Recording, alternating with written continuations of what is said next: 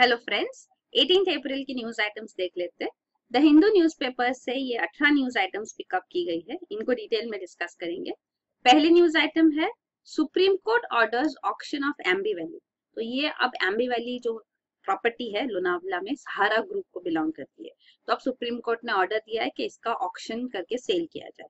ये क्यों किया जा रहा है? क्योंकि सहारा के जो चीफ है सुब्रत रॉय, तो यहाँ पे उनको एक्चुअली सेबी का केस है। सहारा सेबी का केस बहुत पुराना 2010 से ये चल रहा है। तो सेबी ने सहारा को कहा था, सहारा के ग्रुप्स को, कि इन्होंने जो फंड्स रेज किए इन टर्म्स ऑफ ओएफसीडीज, ओएफसीडीज क्या होते हैं? Optional fully convertible debentures. तो ये डिबेंचर्स होते हैं जिनको शेयर्स में कन्वर्ट किया जा सकता है। तो ये डिबेंचर्स जो होते हैं वो डेट लिया जाता है मार्केट से। तो ये कंपनीज लेते हैं या गवर्नमेंट लेते हैं डिबेंचर्स विदाउट एनी सिक्योरिटी, मतलब वो कुछ उसके बदले में वो कुछ अश्योरेंस नहीं देते। तो अपनी कंपनी के क्रेडिट वर्दीनेस के बेसिस पे कि हम ये पैसा एफिशिएंटली यूज करेंगे, उस बेसिस पे सिर्फ इन्वेस्टर्स इसमें इन्वेस्ट करते हैं। तो सेबी ने कहा कि ये एक्चुअली अलाउड नहीं होगा। इसको उन्होंने कहा कि ये नहीं करो आप, तो जो इन्वेस्टर्स ने इन्वेस्ट किया उनको रिटर्न करो। तो सहारा ने ये सेबी ऑर्डर के अगेंस्ट हाई कोर्ट में अपील किया और हाई कोर्ट में यहाँ पे उनको स्टे मिला। बाद में इलाहाबाद हाई कोर्ट ने भी सेबी ऑर्डर से स्टे हटा दिया। फिर सहारा ने इसको अपील किया इवन सुप्रीम कोर्ट में। तो सुप्रीम कोर्ट में यहाँ पे प्रोसीडिंग्स चली और अभी सुप्रीम कोर्ट उन्होंने भी अपहोल्ड किया है। इवन सेबी के ऑर्डर के अगेंस्ट वो सिक्योरिटीज एपेलेट ट्रिब्यूनल के पास भी गए थे, तो वहां पे भी सेबी का ऑर्डर अपहोल्ड किया गया था। तो अब फाइनली वही है, जब सब कुछ यहाँ पे अपहोल्ड किया गया है सेबी के ऑर्डर को, तो अब सहारा को ये पेमेंट करना है। वो पेमेंट करने के लिए भी काफी सारी डेडलाइंस मिली, पर उन्होंने ये एसेट्स रिटर्न इन्वेस्टमेंट्स वो किए नहीं। तो सुप्रीम कोर्ट वही कह रही है कि सहारा सेबी रिफंड अकाउंट है, तो उसके अंदर ये पेमेंट किया जाए। तो काफी टाइम से सुप्रीम कोर्ट थ्रेटन कर रही थी कि आप नहीं करोगे तो आपकी ये जो प्राइम प्रॉपर्टी एम्बी वैल्यू उसको ऑक्शन करके पैसा अक्यूमुलेट किया जाएगा। तो अब इसके लिए ऑर्डर दिए गए हैं कि इसका ऑक्शन किया जाए, तो इसकी एस्टिमेट निकाला जाएगा, इसकी प्रॉपर्टी की वैल्यू कितनी है, वो स्टेप्स लिए गए। और सुप्रीम कोर्ट कह रही है कि आर्टिकल 144 के अंदर सिविल और जुडिशियल अथॉरिटीज के ऊपर ये लायबिलिटी है कि वो सुप्रीम कोर्ट के मदद करने के लिए एक्ट करे, फंक्शन करे। तो इसीलिए सुप्रीम कोर्ट चाहती है उनका ऑर्डर ये इम्प्लीमेंट किया जाए। तो ये पूरा न्यूज था। तो काफी टाइम से ये पूरा केस चल रहा है, इवेंचुअली अब ये स्टेटस है। तो Subrata Roy he is on he took a bail also। अभी फिलहाल वो पैरोल पे बाहर है। तो बेल के लिए भी it's called the highest ever bail amount. वो भी बेल लेने के लिए उन्होंने अपनी FD, fix deposits, bonds, 4 properties sale की थी। It's called the highest ever bail amount. तो ये सुब्रत रॉय और सहारा के बारे में। और ये ओएफसीडीज, ऑप्शनली फुल्ली कन्वर्टेबल डिबेंचर्स, तो डिबेंचर को आप बाद में शेयर्स में कन्वर्ट कर सकते हैं एक्सपायरी ऑफ सर्टेन पीरियड। तो ये इन्वेस्टर की विश के ऊपर है। तो ये होते ओएफसीडीज।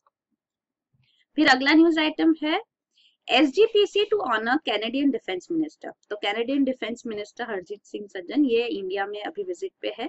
तो इनको पंजाब चीफ मिनिस्टर अमरिंदर सिंह ने प्रो खालिस्तानी कहा था। तो ये खालिस्तानी सेपरेटिस्ट मूवमेंट था इन पंजाब। तो ये यहाँ पे कनाडा में काफी पंजाबी पॉपुलेशन है, सिख पॉपुलेशन है। तो यहाँ पे ये खालिस्तान मूवमेंट भी कहा जाता है, वहां पे एक्टिव है। तो इनको जो ये टर्म मिला है, लेकिन फिर भी यहाँ पे शिरोमणि गुरुद्वारा प्रबंधक कमेटी ने इनको ऑनर किया है, क्योंकि ये पंजाबी पॉपुलेशन सिक्स के लिए यहाँ पे इन कनाडा काफी मदद कर रहे हैं, वर्किंग फॉर देम। तो वो फेलिसिटेट किया गया।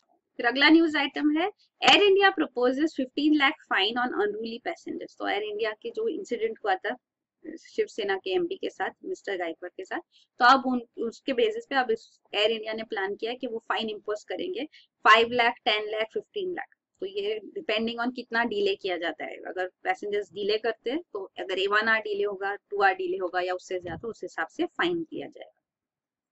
फिर अगला है Chennakeshava temple in Belur turns 900। तो ये चन्नकेश्वर टेम्पल है, होयसाला आर्किटेक्चर है ये बेलूर में। ये 1117 में बनाई गई थी। तो ये first temple of Hoysala style मानी जाती है। तो विष्णुवर्धन होयसाला रूलर थे या साउथ इंडिया में, उन्होंने ये बनाई थी। तो इसके 900 इयर्स कंप्लीट हुए। तो ये होयसाला आर्किटेक्चर साउथ में है। तो ये similar to southern temple architecture है, द्रविडियन टेम्पल आर्किटेक्चर। तो यहाँ पे ये गोपुरम जो कहते हैं, इलाबोरेट गेटवे होता है, वो है। और इन अंदर फिर टेम्पल है। तो ये चिन्नकेशव टेम्पल है। तो होयसाला आर्किटेक्चर की ये काफी सारे टेम्पल्स है। तो ये चन्नकेशव टेम्पल एक जो अभी हमने डिस्कस किया बेलूर में, होयसलेश्वर टेम्पल, हलेबीड और केशव टेम्पल, ये 3 प्रोमिनेंट होयसाला आर्किटेक्चर टेम्पल से। और ये टेम्पल अभी फिलहाल इवन चन्नकेशव टेम्पल इसके अप्लाई किया गया है for world heritage site status, पर ये वर्ल्ड हेरिटेज साइट फिलहाल नहीं है। It is protected under ASI, archaeological survey of India. फिर अगला है not a front for Maoist says Niyamgiri समिति। तो ये नियमगिरी सुरक्षा समिति जो है, जिसको हमने कल डिस्कस किया, जिसको होम मिनिस्ट्री की रिपोर्ट में कहा गया कि ये फ्रंट है माओइस्ट ऑर्गेनाइजेशंस की, तो उन्होंने ये कंप्लीटली रिजेक्ट किया है कि वो फ्रंट कोई नहीं है, माओइस्ट नहीं है। वो अपोज कर रहे हैं बॉक्साइट माइनिंग ओडिशा में, ये नियमगिरी हिल्स जो है, तो 2003 से वो अपोज कर रहे हैं। यहाँ पे जो पब्लिक कंसेंट की जरूरत होती है फॉर बॉक्साइट माइनिंग, ये वेदांता ग्रुप को गवर्नमेंट देना चाहती थी, पर उनको पब्लिक कंसेंट नहीं मिला। तो जब ग्राम सभा में यहाँ पे वोटिंग की गई, तो यहाँ पे ट्राइबल्स जो है, मेनली ये दो ट्राइबल कम्युनिटीज जो है, डोंगरिया कोंद और कुतिया कोंद, तो ये दोनों ट्राइबल कम्युनिटीज ने 2013 में यहाँ पे रिजेक्ट किया माइनिंग एक्टिविटी, क्योंकि ये नियमगिरी हिल्स इकोलॉजिकल स्पॉट है जो ईस्टर्न घाट्स में, तो इसको सेफगार्ड करने के लिए, अपने इंटरेस्ट को सेफगार्ड करने के लिए उन्होंने ये रिजेक्ट किया था। तो ये है, तो नियमगिरी समिति वो कहती है NGO कि हम माओइस्ट से एसोसिएटेड नहीं, we are working for the tribals. फिर अगला है respond to Palekar's plea supreme court. तो ये सुप्रीम कोर्ट के सामने पिटीशन आया है मिस्टर अमोल पालेकर का। तो वो कह रहे हैं कि श्याम बेनेगल कमेटी जो थी, जो अपॉइंट की गई थी, उनके रिकमेंडेशन को अब इम्प्लीमेंट किया जाए। उन्होंने कहा था कि सेंसर बोर्ड का रोल सिर्फ सर्टिफिकेशन होना चाहिए, फिर कि यू है, ए है, UA वगैरह जो सर्टिफिकेशन होता है वो सर्टिफिकेशन करे, उसको सेंसर ना करे। तो ये रिकमेंडेशन वो चाहते इम्प्लीमेंट हो। तो अब सुप्रीम कोर्ट ने गवर्नमेंट और central board for film certification उनको कहा है कि इसके ऊपर रिस्पॉन्ड करे। तो पहले actually pre censorship of films जो है वो अपहोल्ड किया गया, सुप्रीम कोर्ट ने अपहोल्ड किया था 1970 में। तब उन्होंने कहा था कि सिनेमा जो है ये मोस्ट इन्फ्लुएंशियल मीडिया है मास कम्युनिकेशन के लिए, तो इससे काफी इन्फ्लुएंस होता है पीपल पे, तो इसीलिए इसको सेंसर होना चाहिए, प्री सेंसरशिप। पर अब वो कह रहे, पिटिशन में कह रहे कि अब फिल्म्स इतने रेलेवेंट नहीं है, इम्पोर्टेंट मीडिया नहीं है मास कम्युनिकेशन के लिए, बल्कि अब तो इंटरनेट आने की वजह से फिल्म्स इतना इररेलेवेंट हो गई है, प्री सेंसरशिप भी इररेलेवेंट हो गया, तो वो पॉइंट रखी जा रही है। फिर अगला है court traps states on massive police vacancies. तो ये सुप्रीम कोर्ट 2013 में उनके सामने एक पिटीशन आया था कि लॉ एंड ऑर्डर कंडीशन बुरा इसलिए है क्योंकि स्टेट्स में पुलिस फोर्सेस में काफी वैकेंसीज है एट ऑल लेवल्स, तो इसीलिए सुप्रीम कोर्ट ने केस इनिशिएट किया है। और अब उन्होंने ये 2013 से वही हियरिंग कर रहे, तो यहाँ पे उन्होंने होम सेक्रेटरीज को ये 6 स्टेट्स के बुलाए गए। तो यहाँ पे वैकेंसीज जो है उत्तर प्रदेश में 1.51 लाख वैकेंसीज है पुलिस फोर्सेस में, वेस्ट बंगाल, कर्नाटका, ये फिगर्स दिए गए। तो ये वैकेंसीज पे क्वेश्चन किया जा रहा है, अब आपने क्या किया है। तो तमिलनाडु गवर्नमेंट की तरफ से रिस्पॉन्स आया कि हमने एडवर्टाइजमेंट दिया, तो वही सुप्रीम कोर्ट का क्वेश्चन था फिर कि 2013 से आपने सिर्फ एडवर्टाइजमेंट ही दिया, आगे क्या स्टेप्स लिए गए, तो वही अब क्वेश्चन किया जा रहा है।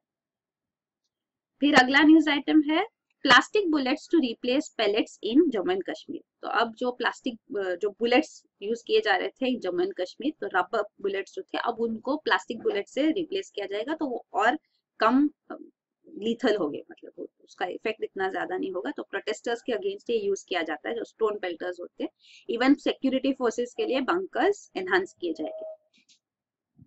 फिर अगला न्यूज आइटम है US NSA arrive for first high level Trump outreach. तो US के नेशनल सिक्योरिटी एडवाइजर अब इंडिया में है, तो इनकी ये फर्स्ट सच विजिट है, एक सीनियर ऑफिशियल ट्रम्प एडमिनिस्ट्रेशन से पहली बार इंडिया में सीनियर ऑफिशियल विजिट कर रहे हैं।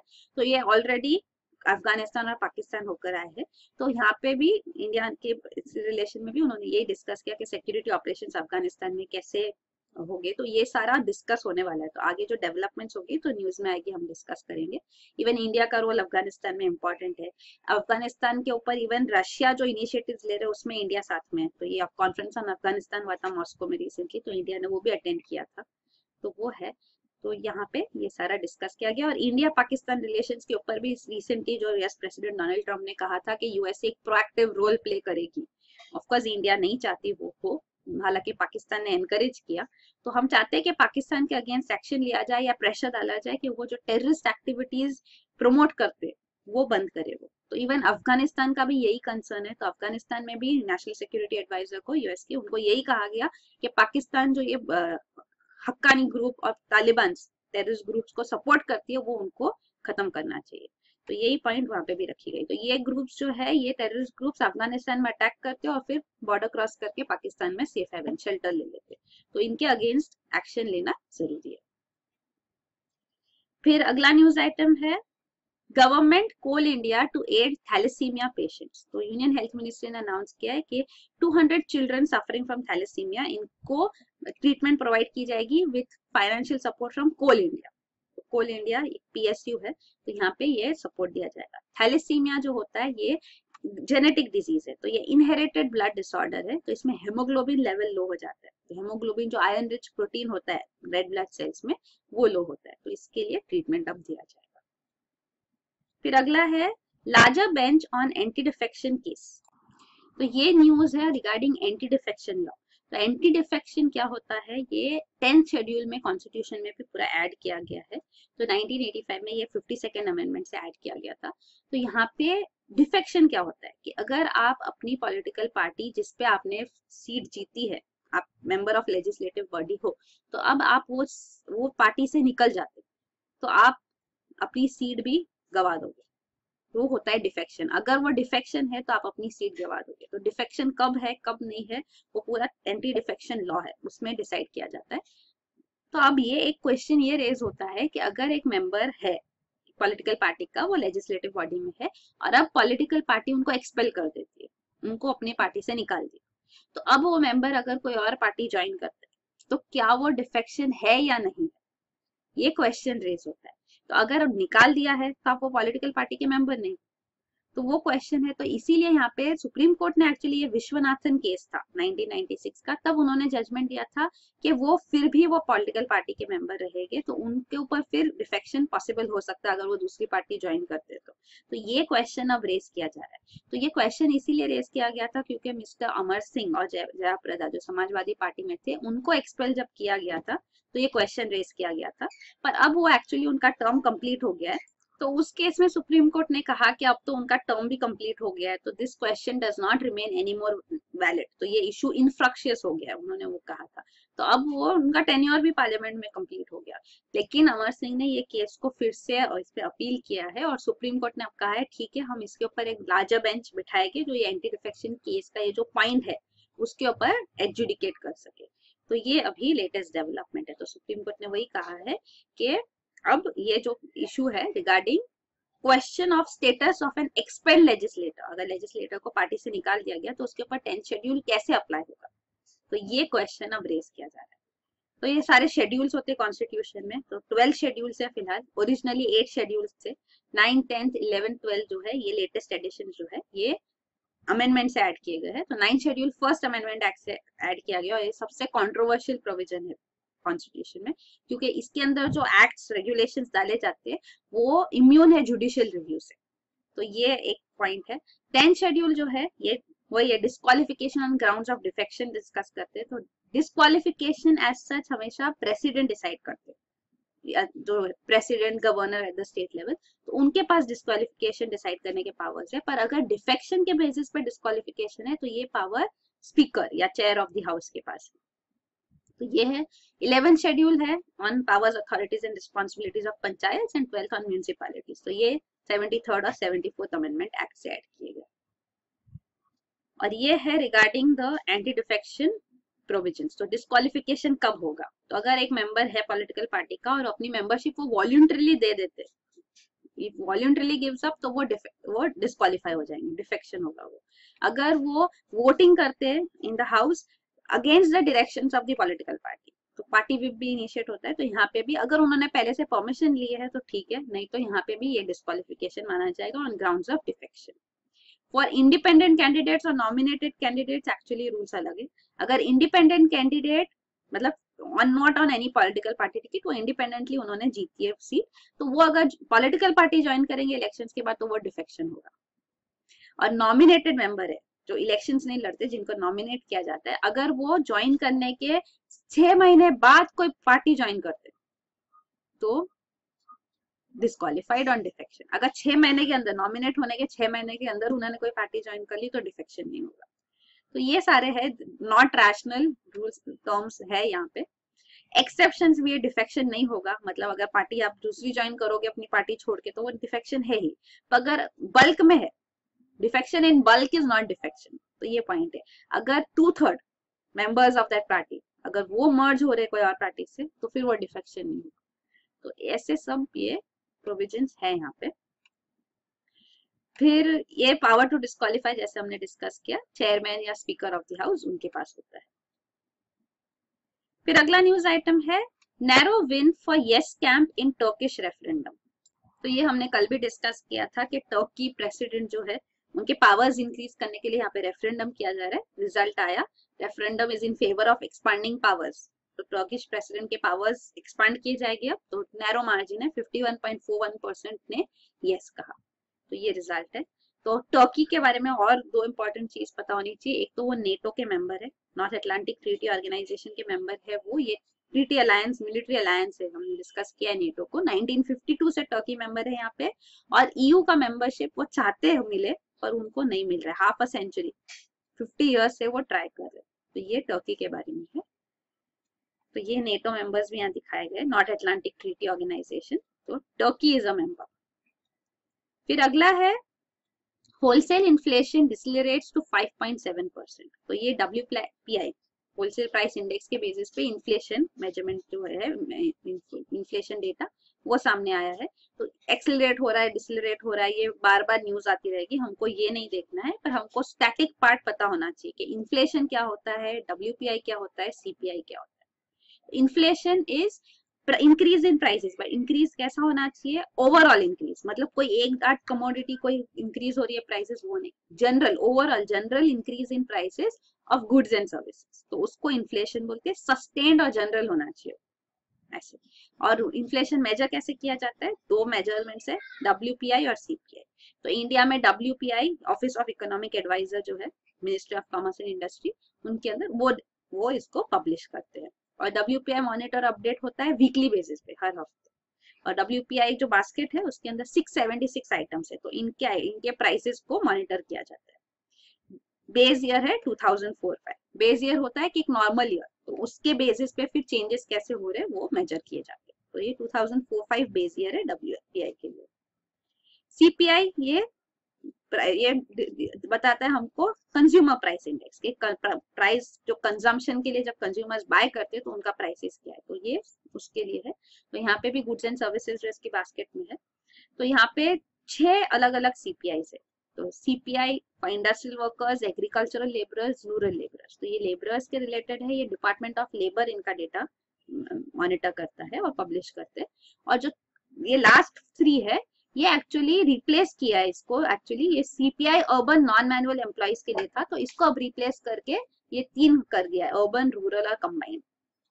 और ये 3 अब पब्लिश किए जाते हैं डिपार्टमेंट ऑफ लेबर के थ्रू। तो ये है।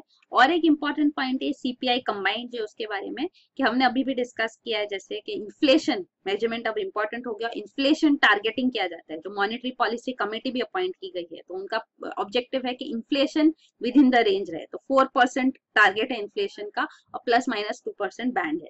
तो यहाँ पे इन्फ्लेशन टारगेटिंग के लिए इन्फ्लेशन मेजर कौन सा यूज करना होगा, तो वो है CPI कंबाइंड। तो CPI कंबाइंड की वैल्यू होती है, वो यूज की जाती है इन्फ्लेशन मेजर, क्योंकि सारे इन्फ्लेशन के मेजरमेंट्स है।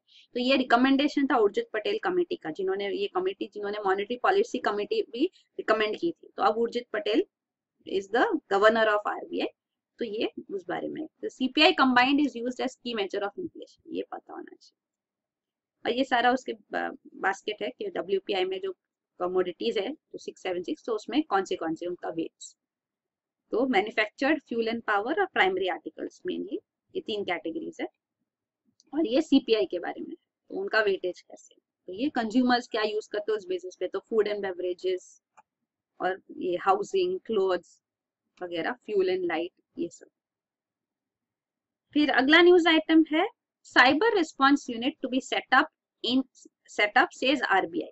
तो सब कमेटी थी financial stability and development council की, तो उनकी मीटिंग हुई, उसमें उन्होंने डिसाइड किया है कि CRT फिन एस्टेब्लिश किया जाना चाहिए। तो computer emergency response team financial sector के लिए, क्योंकि रिसेंटली हम देख रहे हैं कि काफी सारे इंस्टेंसेस हो रहे हैं banking frauds, financial sector frauds के, तो इसको मॉनिटर करने के लिए ये बॉडी बनाई जाएगी। तो ये financial stability and development council का मीटिंग जो थी, तो ये बॉडी भी इंपॉर्टेंट है, हम इसको भी डिस्कस करेंगे। तो यहाँ पे ये जो है मेंबर्स भी आप देख सकते हैं, RBI governor, SEBI chief, IRDA chief, PFRDA chief, ये सारे रेगुलेटरी बॉडीज है, वो यहाँ पे मेंबर्स है। ये financial stability and development council बनाई गई थी on the recommendation of Raghuram Rajan committee. तो रघुराजन कमेटी जो थी ये 2008 में अपॉइंट की गई थी, 2010 में ये बॉडी बनी। तो वो he is the former governor of RBI, तो ये उस बारे में। तो यहाँ पे देख सकते हैं आप, चेयरमैन इसके होते हैं finance minister, finance minister is the chairman, it's a super regulatory body. So सारे यहाँ पे मेंबर्स है, फाइनेंस सेक्रेटरी भी यहाँ पे मेंबर है, secretary of department of financial services, SEBI, IRDA, PFRDA chair यहाँ पे मेंबर्स होते हैं। तो ये एक्चुअली फंक्शन इसका financial stability and development council है, मतलब स्टेबिलिटी के लिए भी, तो पोस्ट ग्लोबल फाइनेंशियल क्राइसिस इसकी जरूरत लगी, और यहाँ पे रेगुलेटरी बॉडीज में भी कोऑर्डिनेशन होना चाहिए, उसके लिए ये बनाया गया, इंटर रेगुलेटरी कोऑर्डिनेशन।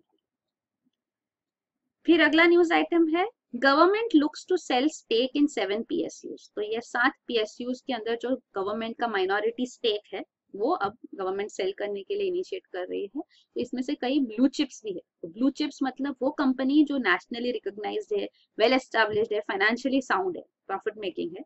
तो ये आईओसी, सेल, एनटीपीसी जो PSUs है, ये ब्लू चिप्स है, इनकी भी माइनॉरिटी स्टेक्स गवर्नमेंट सेल करने वाली है। फिर अगला न्यूज आइटम है, ultra light devices can be charged with movement. तो साइंटिस्ट ने ये light paper based light weight devices बनाए हैं, तो ये एनर्जी यूज कर सकते हैं फ्रॉम बॉडी मूवमेंट्स, और यहाँ से सेंसर्स, वॉचेस जिसको ज्यादा पावर नहीं चलते तो चाहिए होते हैं, पोर्टेबल इलेक्ट्रॉनिक्स जो होता है तो उनको ज्यादा पावर नहीं चाहिए होता है, पर उनको पोर्टेबिलिटी में दिक्कत आती है अगर वो चार्जिंग के लिए उनको लगाना पड़ा हो कुछ हो तो इसीलिए यहाँ पे साइंटिस्ट इसके ऊपर वर्क कर रहे हैं। तो इसको कहते हैं tanks, tribo electric nano generators. तो ये जो होते हैं ये मैकेनिकल एनर्जी यूज करके चार्ज होते हैं। तो फिलहाल जो टैंक्स है वो काफी टाइम लगाते हैं, थोड़ा चार्ज होने के लिए भी काफी टाइम लगता है, कई घंटे लगते हैं। लेकिन अब जो ये डेवलप किया गया है पेपर बेस्ड, तो ये टैंक जो है ये थोड़ा सिंपली प्रेसिंग एंड रिलीजिंग करने से थोड़ी मिनट में ही 1 वोल्ट चार्ज हो सकता है डिवाइस को। तो ये this is enough to power a remote control temperature sensor of a watch etcetera. ये टेम्परेचर सेंसर और वॉच तो ये इजीली हो सकता है, तो ये डेवलपमेंट है। फिर अगला न्यूज आइटम है, Indian firms Zika virus vaccine 100% efficient in animal trials.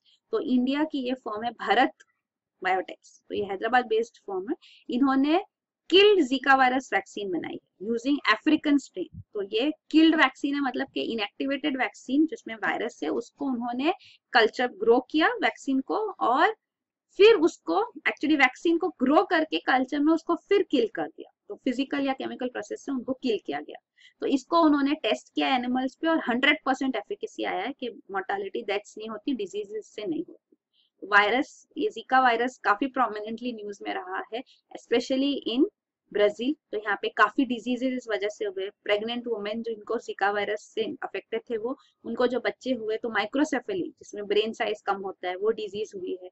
और अभी हम देख रहे हैं कि काफी सारे जैसे बच्चे वो ग्रो हो रहे हैं उनमें काफी सारे डिफेक्ट्स पाए जा रहे हैं, डेफिशिएंसीज पाई जा रही है, तो पूरा एक जीका वायरस सिंड्रोम जैसे हो गया। तो इसके लिए वैक्सीन आना is a huge development and an initiative, तो ये इम्पोर्टेंट है। तो ये मॉस्किटो बॉर्न है, सेम मॉस्किटो जो डेंगू और चिकनगुनिया फैलाते वायरसेस, वो सेम मॉस्किटो एडिस इजिप्टी मॉस्किटो ये वायरस का भी कैरियर है। और ये जो है जीका वायरस के बारे में डिटेल्स दिए गए हैं। प्रेग्नेंट वुमेन के ऊपर ब्राजील में काफी यहाँ पे इंस्टेंसेस हुए थे बर्थ डिफेक्ट्स के। फिर अगला न्यूज आइटम है the last one, a cry for help that still remains unanswered. तो ये मेंटल डिसऑर्डर्स जो होते हैं उनके बारे में है। तो इंडिया में इसके ऊपर एक सर्वे किया गया बाय एम्स। तो this was part of World Health Organization World Mental Health Survey. तो इसके अंदर जो पॉपुलेशन सैंपल्स पॉपुलेशन के ऊपर सर्वे किया गया उसमें ये सामने आया कि कॉमन मेंटल डिसऑर्डर्स है 5.52% ऑफ द पॉपुलेशन में, लेकिन जो प्रोमिनेंटली सामने एक पॉइंट आई है वो ये है कि ट्रीटमेंट गैप काफी ह्यूज है, मतलब 95% ट्रीटमेंट गैप है। अगर 100 लोग कॉमन मेंटल डिसऑर्डर से सफर कर रहे हैं तो उसमें से ओनली 5 पीपल एक्चुअली जाके ट्रीटमेंट लेते हैं। तो ये न्यूज है। तो यही है न्यूज आइटम्स। Thank you.